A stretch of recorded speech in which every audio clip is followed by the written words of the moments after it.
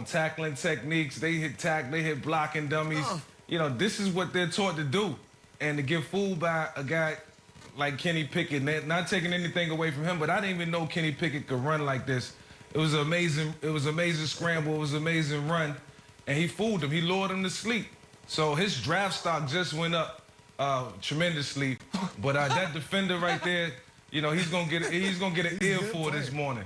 I promise you. He got an earful yesterday morning. Fair. What, Mike, I'm all for fun. I let Wilds be the, you know, the nervous school parent on this show. Like, oh, what about safety? I hate playing that role. However, this is a wildly dangerous precedent if they allow it. Because if guys start doing this regularly, what this will inevitably lead to is when a guy actually is sliding, a defender not knowing it and crushing it. The reason the quarterback slide exists as a rule is to prevent quarterbacks from getting annihilated by the best athletes on the field. I think this is a rule change, Broussard, that has to happen immediately. I think the rule should be if you, because right now it's kind of written a little vaguely, if you initiate the slide, you're down there. If they need to make it clear, if you do anything that makes it appear you are going to slide, we call you down right there. That way this doesn't happen. Or else I feel like you're just going to see a play where a college or pro guy, in college they get ejected for it, takes out a quarterback who's sliding because he thought he was going to do the picket to him. Pull the picket. Can't allow it. Got to get rid of it. Too dangerous. Yeah, this is foul. And Mike, I want to hear your response, but this is so foul. And I don't blame Pickett, all right, because if it's not a rule, I've often watched games and said, well, you know, why doesn't the quarterback do that, like fake, like he's going down, whether it's NFL or college? As long as there's no rule, I'm fine with him doing it. But they need to change the rule this morning. At meeting right this morning to change this rule because it's like cheating. I mean, and Nick brought up the safety element of it, but they did it to protect quarterbacks, and guys are letting up, not hitting them like they should, and now you're going to allow them to use these fakes. It's just against the spirit of the rule, and even more athletic guys than Pickett could start doing this, and it really would put defenders in trouble and basically give them no chance to defend some of these quarterbacks at times. So they've got to change the rule. Mike, I want to hear you, Mike. Like, come on, man. This isn't fair. I mean, look. The rules are the rules, and within the lines, you got to play ball, right? But you know, he acted as if he was gonna slide 10 yards before this dude, 10 yards before the defender. And what do they teach defenders? Hit the quarterback. All they do is drill defenders, whether it's defensive linemen, linebackers, corners, or safeties. Hit the quarterback. So, you know, he the one that gave up on the play. He was 10 yards away. He didn't pursue. He didn't come up and break down to make a tackle. He was 10 yards away and just standing still. So, you know, that's on him. You know, that's on the coaches. They got to teach them better. Of course, I expect, you know, this to take precedent and rules to change because of this. But still, go 100% in the moment, run up on them.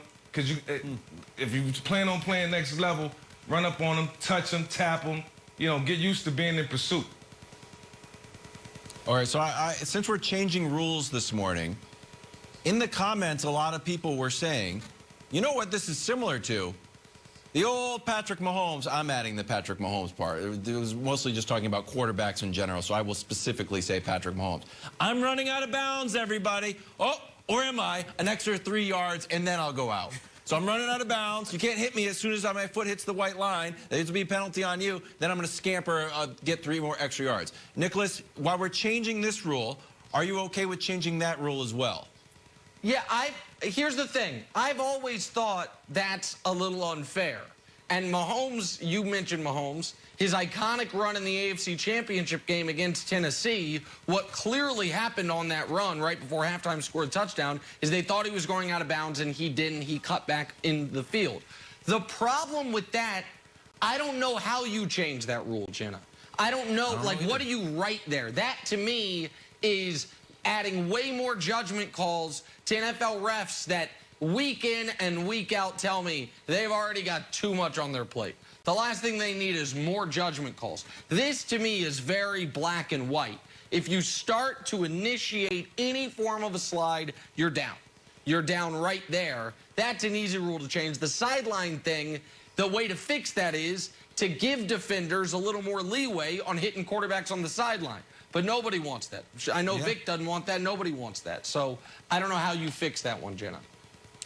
Fix it. If it affects Patrick Mahomes, don't worry about it. Everybody else, let's change the rule. Let's get back to the NFL and Kyler Murray making his return after missing the last 3 games with an ankle injury. Cardinals, Bears, from a very windy and rainy Chicago. Murray was on it. 2 scores through the air, another 2 touchdowns on the ground. Arizona, now the first team in the NFL to 10 wins. Not to be outdone, Tom Brady in Atlanta also putting on a high-class performance. Brady throwing for 4 touchdowns in the 30-17 win over the Falcons to get the Bucs to an impressive 9-3 record on the season. All right, Mike Vick, we're going to make you choose. Who had the more impressive performance yesterday? Kyler and the Cards or Brady and the Bucs? I got to say Kyle and the Cardinals. And when you look at it in totality, the Cardinals defense, they forced Andy Dalton into 4 interceptions.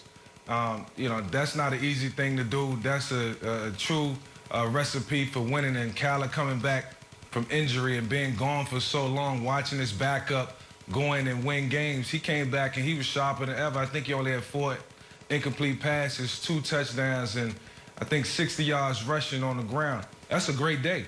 You know, so, you know, offensively and defensively, they came to play. They did what they needed to do against the Chicago Bears team who was desperate for a win, and they won in impressive fashion. So I got to give it to the Cardinals, right?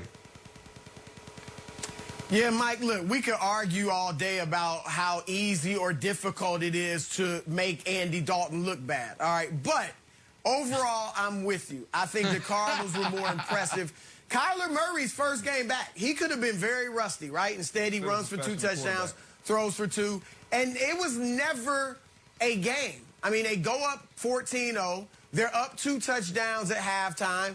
They're up 24-7, and they maintain at least a 2-possession lead the entire game. Whereas Tampa, I mean, that game was close at halftime. That game was in doubt at times. And so I give the advantage, Wilds, to Arizona, which also became only the 2nd team since the merger to win 7 straight games on the road by 10 or more points. The other team to do it, Wilds, the 1984 49ers, and guess what they went ahead and did? They won the Super Bowl. So it's definitely Arizona in my book. So for me, it's going to be Brady. And I think at this point, I sound like a broken record. But there was a lot of like LeBron talk over the last few years. It was like, appreciate LeBron James, appreciate LeBron James. We're like, okay, yeah, we appreciate him. Now we got to be at the appreciate Brady stage. Because to take you behind the curtain, we weren't necessarily even going to put Brady in the show. He had 4 touchdowns, 368 yards. And we're like, I don't know, does that performance deserve a show? Like, yeah, let's get it in. He's playing amazing. And, Nick, it just felt like he threw that pick 6 at the end of the half. And I was like, oh, maybe Atlanta's got a chance. Then they screwed up a punt, and Mike, I'm sorry. The Falcons are like shooting themselves in the foot.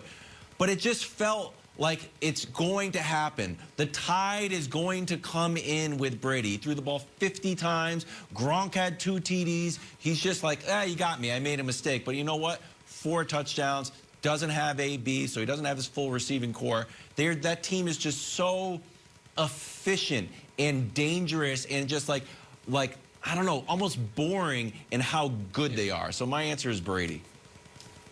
So your answer is the Bucs. They had the more impressive performance. Bucs Cardinals. It's interesting. Well, Brady and Bucs. I'm curious how if that so the Bucs 30 minus 17. Brady was great. That's a 13-point win against a team that was on the cusp of the playoffs. Let's just see if 13-point wins for teams on the cusp of the playoffs always impresses Wildes. No, we don't know what's coming up later in the show. 4 touchdowns. I'm just curious, Jenna, if another 13-point win is going to be impressive for Wildes. Jenna, what are we talking about next?